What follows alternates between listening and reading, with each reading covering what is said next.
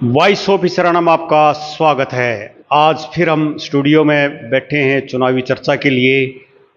बता दें आपको, हम कई दिनों से कई गांवों की हमने सर्वे किया था, वो लोगों की मूड की जानकारी ली थी।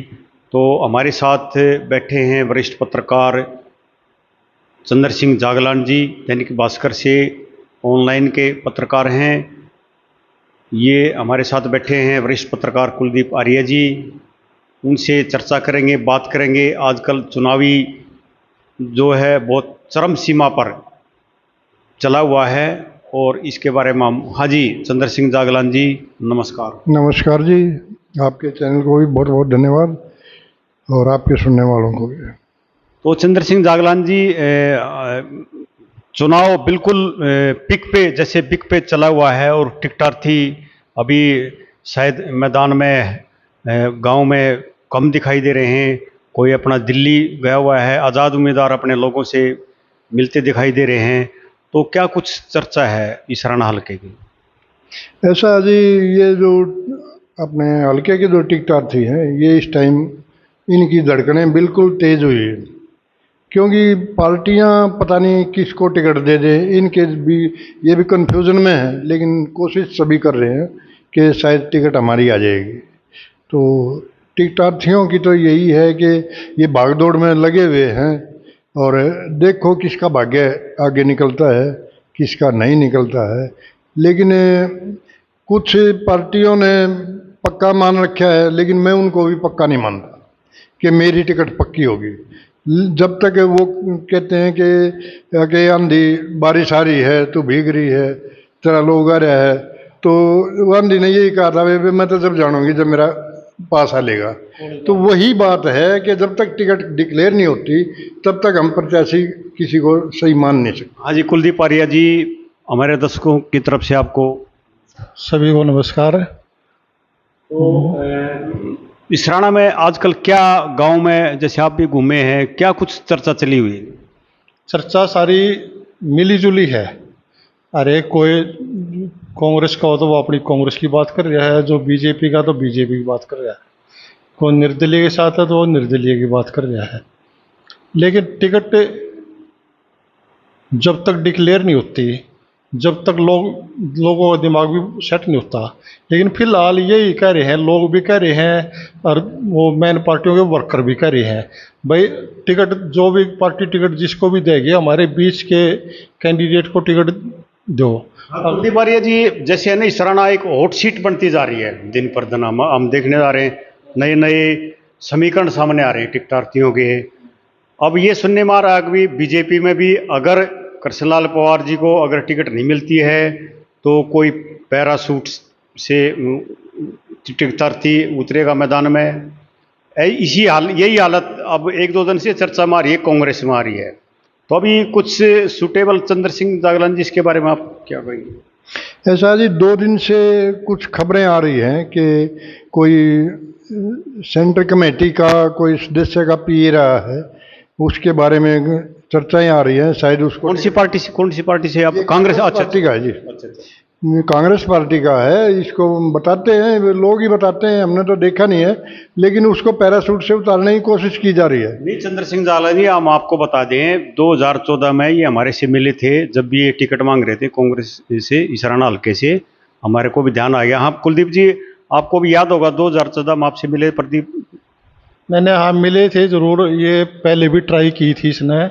लेकिन जो वर्करों का मन टटोड़ा है ना, जो पार्टी वर्कर, चाहे बीजेपी का है चाहे कोई कांग्रेस का है, वो न बाहरी उम्मीदवार को स्वीकार नहीं करेंगे। वो दोनों पार्टियों में बगावत हो सकती है। हाल ही में जैसे गोहाना में देखा था हमने, जैसे चर्चा हुई थी अरविंद शर्मा का, तो अरविंद शर्मा के बारे में काफ़ी लोगों ने विरोध किया। तो वो स्थिति इसराने में भी आ सकती है? बिल्कुल हो सकती है जी। ये पैरासूट से कैंडिडेट को हल्के की जनता बिल्कुल स्वीकार नहीं करेगी। ये कई जगह से आवाज़ें आ रही हैं कि बाहर के कैंडिडेट को यहाँ स्वीकार नहीं किया जाएगा। तो तो इनके जो पार्टी टिकट देगी ना, वो स्थानीय जो कैंडिडेट होगा ना, तो उसी को ये वोट देना पसंद करेंगे। तो चंद्र सिंह जागलान जी, जैसे हमने इसराना हल्के का काफ़ी गांव हमने कवर किए हैं, तो क्या जनता का मूड लग रहा है? मतलब ऐसा जी जनता का मूड तो अब किसान वर्ग में देखें तो कोई एक जाति नहीं है किसान वर्ग में 36 बिरादरी। किसान वर्ग बीजेपी से नाराज दिखाई दे रहा है। हमने खूब घूम के देखा है। कुछ हैं जो बीजेपी का पक्ष भी लेते हैं, सारे के सारे नहीं हैं। ऐसे ही गैर जाट जुगर जाट की बात आती है, गैर जाट में SC BC है, वो भी दोनों तरफ बटे हुए हैं, कोई ऐसी नहीं कि वे एक तरफ गए हुए हैं। ये जो कॉम्बिनेशन है ज़्यादातर हमें दिखाई देता है कि कांग्रेस का झुकाव कुछ लोगों का ज़्यादा हो रहा है। आप भी बताओ कुलदीप भाई। ऐसा ही है, जब तक हम मुद्दों पे वोट नहीं देते ना तब तक हालात नहीं सुधर सकते। हमने 10 साल में जो बीजेपी ने, लोग ये कह रहे हैं बल 10 साल में बीजेपी ने जो काम कार्य करे हैं ना, जितनी समस्याएं हल हुई है लोगों के सामने है, लोग अब की बार मुद्दों पर वोट देने के मूड में है। तो एक बार चंद्र सिंह जांगला जी आप बताओ, बीजेपी पार्टी में कौन कौन दावेदार हैं जी फिलहाल?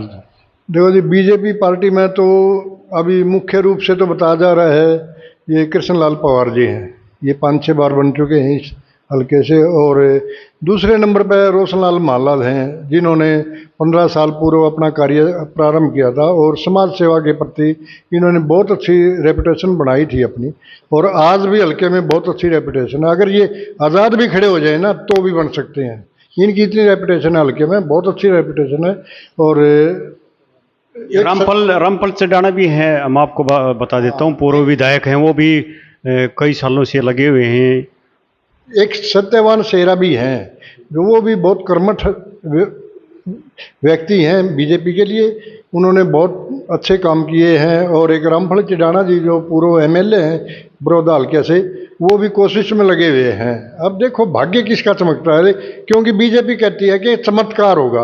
अब वो चमत्कार कब होगा ये तो आने वाला समय ही बताएगा। कुलदीप आर्या जी, आप भी बहुत पुराने वरिष्ठ हैं यहाँ के, और कौन कौन है जी बीजेपी? बीजेपी में तो यही है, ये पूर्व ये राज्यसभा सांसद कृष्णलाल पवार और जिला महामंत्री रोशनलाल माला और ये पूर्व प्रदेश सचिव सत्यवान शेरा, ये तीनों एक्टिव है। रामफल चड्ढाना भी मैदान में है। अच्छा, ये क्या नाम है, कांग्रेस में तो क्या नाम है लिस्ट लगी हुई है काफ़ी, 33 लोगों ने आवेदन कर चुके हैं कांग्रेस में। तो इसमें मुख्य रूप से तो पूर्व विधायक बलबीर सिंह वाल्मीकि हैं, और कौन कौन है? देखो जी, मैं ये एक बात बताता हूँ कि कुछ लोगों की धारणाएं कुछ व्यक्ति के खिलाफ होती हैं, और वो लोगों में जा करके उसकी बहुत बुराइयां करता है। लेकिन पब्लिक है, ये पब्लिक अपने आप समझ जाती है कि ये कहाँ बोल रहा है। तो ऐसे लोग बहुत हैं, हर पार्टी में हैं ऐसे लोग कि उसको टिकट मत देना, और किसी को भले ही दे देना, मेरे को नहीं मिलती तो उसको मत देना। ये हालात जो पार्टी में हो रहे हैं, इनसे पार्टी की छवि खराब होती है। ऐसे लोगों से मैं तो कहता हूँ कि पार्टी को भी दूर रहना चाहिए। पार्टी को एक समान लेके, चाहे वो बीजेपी है, चाहे वो कांग्रेस है, चाहे वो इनेलो है, कोई भी है। एक हमारे यहाँ से राकेश रोहा जी जो आज़ाद उम्मीदवार खड़े हुए हैं, ये भी बहुत कोशिश कर रहे हैं। भी बात करेंगे चंद्र सिंह जी पहले। और कुलदीप आर्या जी, कांग्रेस में और कौन कौन है मुख्य टिकट? कांग्रेस में तो ये सिटिंग MLA तो है ही, इनकी टिकट भी लगभग तय मानी जा रही है। और पूर्व विधायक राजा रानी पूनम, और ये बलवान वाल्मीकि है कि वो एक कृष्ण नोरथा है, ये भी दौड़ में बताई जा रही है। ये जैसे आपने राजा रानी पूनम की, हमारे को ये अभी 1-2 सूत्रों से पता लगा है भाई, यहाँ की जो इसराना की सीट है शायद भूपेंद्र हुड्डा के खेमे में आई है। कल शायद राजा रानी पूनम की रैली भी थी मतलब हुड्डा के अंदर, वो भी कैंसिल हुई। किस वजह से, क्या बात हुई है? शायद इसी वजह से वो कैंसिल हुई। देखो, अपना अनुमान है, हम पक्का नहीं कह सकते कि भाई क्यों रैली सफल नहीं हुई या रैली नहीं हुई। तो ये हमारा अपना अनुमान है कि शायद ये सीट भूपेंद्र हुड्डा जी के अकाउंट में चली गई है, शैलजा की अकाउंट में नहीं है। इसलिए राजा रानी पूनम ने समझा होगा क्यों खर्चा किया अपना रैली को। अच्छा, एक ये कल उनका बयान आया है चौटाला जी को, पूरे हरियाणा को मैं थाम लूँगा, पूरे हरियाणा को संभाल लूँगा। तो इसराना हल्के में इसका कैंडिडेट भी कोई है? कौन सी पार्टी का? इनेलो का तो एक तो शिक्षा विभाग से जो रिटायर है सरोज बाला गुर, और एक नौलथा डुंगरान के सरपंच पूर्व सरपंच है अजमेर सिंह, और एक नारे गांव के पूर्व सरपंच है सूरजभान बोदला। इन्हीं का नाम चर्चा में है। छिछड़ाने से भी था, क्या नाम था वो? अच्छा कर्मठ कार्य करता था। चलो विजय वाल्मीकि, हाँ, वो भी सुनने में आ रहा है। तो क्या कुछ मतलब इसराना हल्के में कुछ वोटें जैसे बीएसपी से भी उसका हुआ है, अलायंस है, बीएसपी की वोटें भी शायद इन नलों में तब्दील हों। तो इसमें हमने लोगों से चर्चा भी की थी, वो कह रहे थे कुछ वोट तो हैं, ऐसी बात नहीं है, 8-10 हज़ार पर्ची जरूर आएंगी एनएलओ प्लस बीएसपी। क्या मानना है इसमें चंद्र सिंह? ऐसा है जी, इनेलो और जेजेपी ये तो समझो कि धराशायी हो चुके हैं। वोट लेंगे, ये थोड़ी थोड़ी वोट ले लेंगे, वोट किसकी पाड़ेंगे? एक दूसरी पार्टियों की वोट पाड़ेंगे, आपस में ही वोट पाड़ेंगे। लेकिन इनका इतना जनाधार नहीं है। गांव, प्रत्येक गांव से वो जो भाई 100-200 वोट ये ले लें तो 66 गांव हैं, आ जाएंगे इनकी 5-7 हज़ार वोट। इतने तो हम भी मान के चल रहे हैं। लेकिन तो कुलदीप आर्य जी, जेजेपी का भी कोई कैंडिडेट मैदान में है? जेजेपी का तो एक ही सुनने में है, सरिता मोहरे को पढ़ाने से, वो ट्राई में फिलहाल है। और ये आम आदमी पार्टी का, जैसे मेरा अपना मानना है, पीछे उन्होंने प्रोग्राम भी किया था, सुनीता ये केजरीवाल है, उसकी रैली थी वहाँ करनाल में। तो वहाँ वो अपनी पूरी तैयारी दमखम के साथ गए थे। महाराज रोशननाथ टिटाणा, जिन्होंने 2014 में इसकी सरकार से कुछ कुलदीप बिश्नोई की हजका से टिकट के दावेदार थे, उन्होंने काफ़ी ग्राउंड में काम भी किया था। तो उसका क्या मानना है चंद्र सिंह? ऐसा जी, ये रोशननाथ महाराज जी वैसे अच्छे आदमी हैं, बहुत अच्छे आदमी हैं, परंतु आम आदमी पार्टी का जनाधार अभी इतना बड़ा नहीं है। इनको बहुत मेहनत करनी पड़ेगी। वे अच्छे आदमी हैं और ये मेहनत कर भी रहे हैं। दरअसल पता है चंद्र सिंह जागलान जी, अभी टिकटों का बंटवारा हुआ नहीं है। जैसे मैंने आपको बताया ना, 2014 में उन्होंने धरातल पर ग्राउंड पे इसराना हल्के में काफ़ी अपनी पैठ बनाई थी।